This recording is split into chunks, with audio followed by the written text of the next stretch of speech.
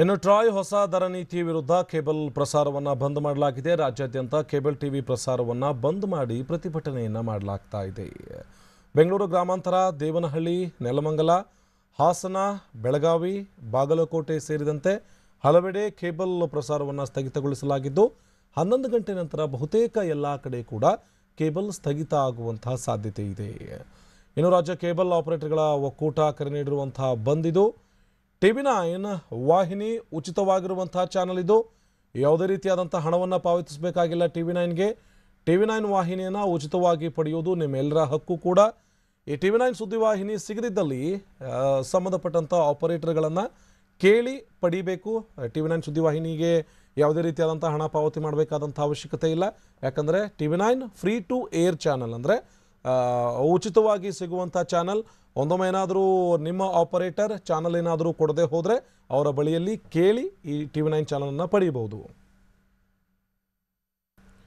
ಇನ್ನು ಕೇಬಲ್ ಆಪರೇಟರ್ಗಳ ಸಂಘದ ಅಧ್ಯಕ್ಷರಾಗಿರುವಂಥ ಪ್ಯಾಟ್ರಿಕ್ ರಾಜು ನಮ್ಮ ಜೊತೆಗೆ ದೂರವಾಣಿ ಸಂಪರ್ಕದಲ್ಲಿದ್ದಾರೆ. ಪ್ಯಾಟ್ರಿಕ್ ರಾಜು ಅವರೇ, ಟ್ರಾಯ್ ವಿರುದ್ಧ ನಡೆಸ್ತಾ ಇರುವಂಥ ಪ್ರತಿಭಟನೆ ಇದು ಕೆಲ ಕಡೆಗಳಲ್ಲಿ ಮಾತ್ರ ಸ್ಥಗಿತ ಆಗಿದೆ ಕೇಬಲ್. ಏನನ್ನ ಇಟ್ಕೊಂಡು ಯಾವ ವಿಚಾರವನ್ನು ವ್ಯಕ್ತಪಡಿಸೋದಕ್ಕೆ ಈ ಪ್ರತಿಭಟನೆ ನಡೆಸ್ತಾ ಇರೋದು? ಸರ್, ಇದು ನೋಡಿ, ಈಗ ಟ್ರಾಯ್ ವಿರುದ್ಧವಾಗಿ ಟ್ರಾಯ್ ಏನು ಈಗ ಹೊಸ ನೀತಿ ತಂದಿದೆ, ಇದೆಲ್ಲ ಒಂದ್ ಕಡೆ ಗ್ರಾಹಕರಿಗೆ ಅತಿ ಹೆಚ್ಚಿನ ಹೊರೆ ಆಗುತ್ತೆ. ಕೇಬಲ್ ಆಪರೇಟರ್ ಅನ್ಎಂಪ್ಲಾಯ್ಡ್ಗಳಾಗ್ತಾ ಇದಾರೆ. ಇದ್ರ ವಿರುದ್ಧವಾಗಿ entire south India association call for ಮಾಡಿದೆ. ಹಲೋ, ಕೇಳ್ತಾ ಇದೆ ಸರ್? ಕೇಳಿಸ್ತಾ ಇದೆ, ಹೇಳಿ. ಕಾಲ್ ಫಾರ್ ಮಾಡಿದೆ. ಈಗ ಆಪರೇಟರ್ಗಳು ಸ್ವಯಂ ಪ್ರೇರಿತವಾಗಿ ಎಲ್ಲರೂ ಆಫ್ ಮಾಡಿದ್ದಾರೆ. ಅಂದ್ರೆ 95% ಆಫ್ ಆಗಿದೆ ಎಂಟೈರ್ ಕರ್ನಾಟಕ. ಇವಾಗ ನಮಗ್ ಮಾಹಿತಿ ಬಂದಿರೋ ಪ್ರಕಾರ 95% ಆಫ್ ಆಗಿದೆ. ಅಂದ್ರೆ ಪೂರ್ತಿ ಬಂದ್ ಮಾಡಿ ನಿಮ್ಮ ವಿರೋಧನ ವ್ಯಕ್ತಪಡಿಸ್ತಾ ಇರೋದು? ಖಂಡಿತ. ಯಾಕಂದ್ರೆ ಈಗ ಸಿನಿಮಾ ಥಿಯೇಟರ್ಗಳಲ್ಲಿ 5% ಟ್ಯಾಕ್ಸ್ ಮಾಡಿದ್ದಾರೆ, GST. ಮನೇಲಿ ಕುತ್ಕೊಂಡು ಟಿವಿ ನೋಡ್ಲಿಕ್ಕೆ 18% ಮಾಡಿದ್ದಾರೆ. ಇದು ಯಾವ ನ್ಯಾಯ ಇಲ್ಲಿ? ಆ ವಿಚಾರಕ್ಕೆ ನೀವು ಕೇಬಲ್ ಅನ್ನ ಆಫ್ ಮಾಡಿ ಬೇರೆ ಟ್ಯಾಕ್ಸ್ ಮಾತ್ರ ಅಲ್ಲ ಸರ್, ಜನಕ್ಕೆ ಏನಾಗುತ್ತೆ, ಇವತ್ತು ಮೊದಲು ಹೆಚ್ಚು ಚಾನೆಲ್ ಕೊಟ್ಬಿಟ್ಟು ಕಡಿಮೆ ದುಡ್ಡು ತಗೊಂತಾ ಇದ್ವಿ. ಈಗ ಕಡಿಮೆ ಚಾನಲ್ ಆಗುತ್ತೆ, ಹೆಚ್ಚಿನ ರೀತಿಯಲ್ಲಿ ದುಡ್ಡು ಕೊಡುವಂತದ್ದು ಆಗುತ್ತೆ.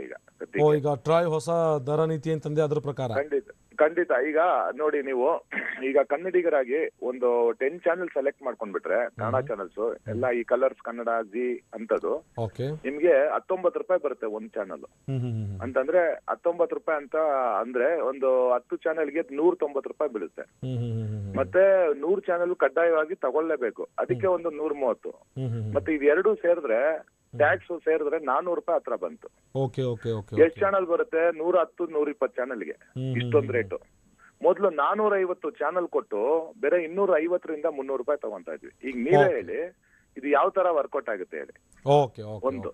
ಇನ್ನೊಂದು, ಕೇಬಲ್ ಆಪರೇಟರ್ ಇವತ್ತೇನು 30 ವರ್ಷಗಳಿಂದ ದುಡ್ಕೊಂಡ್ ಬಂದ, ಅವನಿಗೆ ಎಂಟರ್ ಈ ರೆಗ್ಯುಲೇಷನ್ ಇಂದ ಇದು ಒಳ್ಳೇದಾಗುವಂತದ್ದು ಕಾರ್ಪೊರೇಟ್ ಕಂಪನೀಸ್ಗಳಿಗೆ.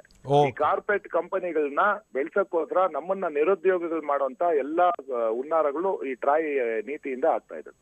ಓಕೆ, ಧನ್ಯವಾದ ಪ್ಯಾಟ್ರಿಕ್ ರಾಜ್ ಅವರೇ, ಇಷ್ಟೊತ್ತು TV9 ಜೊತೆ ಮಾತಾಡಿದ್ದಕ್ಕೆ.